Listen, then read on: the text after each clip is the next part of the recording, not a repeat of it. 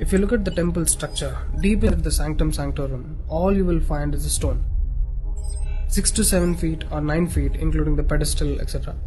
A whole lot of people are ridiculing why this much decoration to a stone. What's there in it? How can you worship this dumb stone as God? To all the idiots who are ridiculing idol worshipping, let's talk science, okay? What is it? It's a rock. What is rock? Rock is made up of metals and minerals. If you go to a valley and shout something, what does the rocks do? It will give you an echo.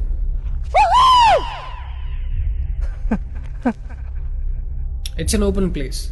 The sound travels, hits the rock and throws it back.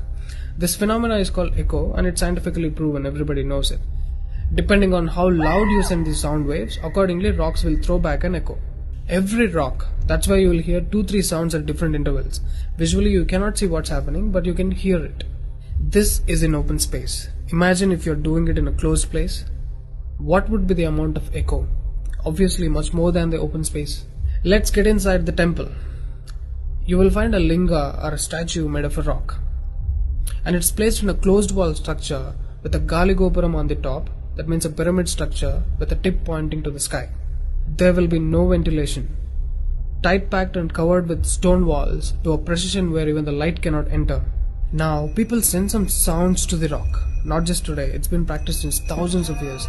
They are sending some sounds to the rock continuously, right from the morning to afternoon to evening till night, every day. We all know that sound has a form. To all the lower Q people, I'm going to show you a few experiments where particles form different patterns and forms due to various types of sounds. I saw a beautiful music video in this channel in which they show how water, fire, particles respond to the sound. It's an incredible experiment, you must watch it. It is a film to describe to you the effect of cymatic frequencies. Now, 72% of your body is water. 12% is earth, 6% is air, 4% is fire and the remaining is space. Don't you think this sound has an impact on your system? Look at how drastically the water is responding to the sound. Similarly, fire.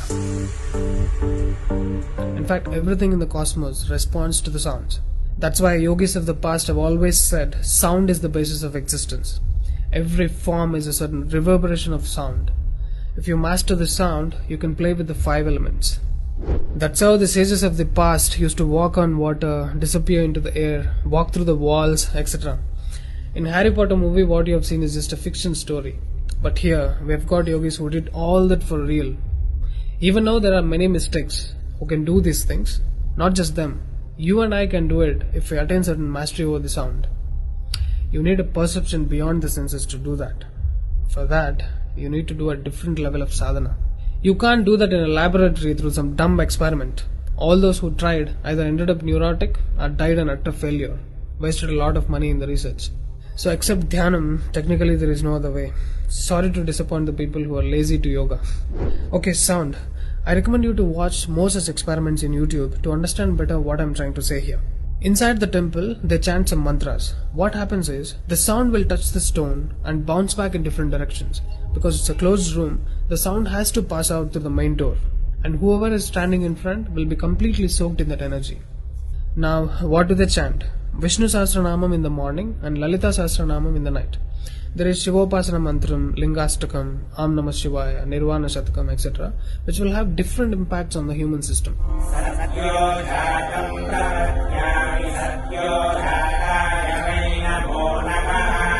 I really wanted to check what impact these sounds have on the human system. So I went to a neurosurgeon to really experiment and document the impact of these sounds on the human brain, the human system. I took my friend Rahul for the EEG test. It's called electroencephalography, where you can see the brain activity, the activity of the nervous system of a person on a computer.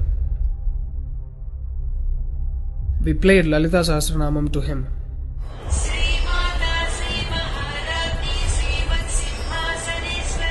Rahul, relax your face.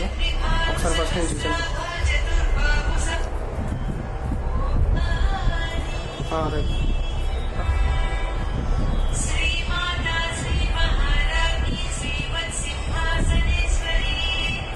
The kind of parasympathetic differences that he's getting is anonymous.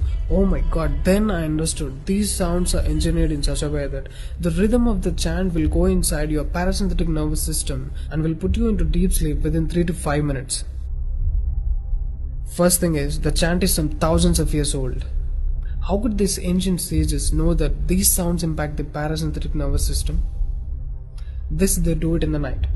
And in the morning they chant Vishnu Sahastranam, the 1000 names of Bhagavan Vishnu. And again, these sounds are engineered in such a way that it will wake you up to a peaceful and refreshing state of mind.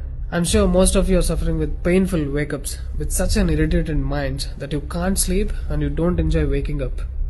If you listen to Vishnu Sahastranam in the morning, it will clear all these clutches in the brain and you will be super fresh when you wake up. Even today you can go and check in Tirupati temple. They will chant Vishnu Sahastranam in the morning and Lalita Sahastranam in the night. This is a clear science evolved and being practiced in temples. Even now in most of the temples they're still doing it without knowing why they're doing. I went and asked one of the priests in my hometown. He said, no, they're doing it since so many years. Or they will say something like, it's good for your health, you will get money, pregnancy, etc. This is one more reason why temples are ending up in ruins here. There is no one to talk about the science behind it. Why sounds and why the rock? So they call this rock as God, and when you chant for God, their idea is to benefit the human beings living in the city. It's a free service. Will your doctors treat you for free? But these temples are doing it for free, since ages. But now, these temples are under attack. It's time to free them from government's control. Temples' properties are being looted. They think too much of gold is available there. You know what? The temple design is such, there will be a Dvajastambam, which is made of some metal, usually gold or copper. Brass is a good conductor of sound, gold is an excellent conductor of electricity, and it has higher receptivity of the energy. To all the idiots who are worried about so much gold being used in the temple construction, just smack them with this video. This is a clear science and most sophisticated engineering that even the modern science has no clue of. There is much more to the design of the temple. The design is such, the energy waves reverberated by the gopuram will pass straight and touch the antenna kind of arrangement here and stored in the energy format. People are supposed to touch it. A lot of people touch their heads without knowing why they are doing it. And then you are supposed to walk into the space which is filled with this energy transmitted by the rock inside. Doesn't matter whether you are a Muslim, Hindu or a Christian, you can't escape the energy. You will be bathed in the glory of that energy. You can actively feel the difference after you pass through the path.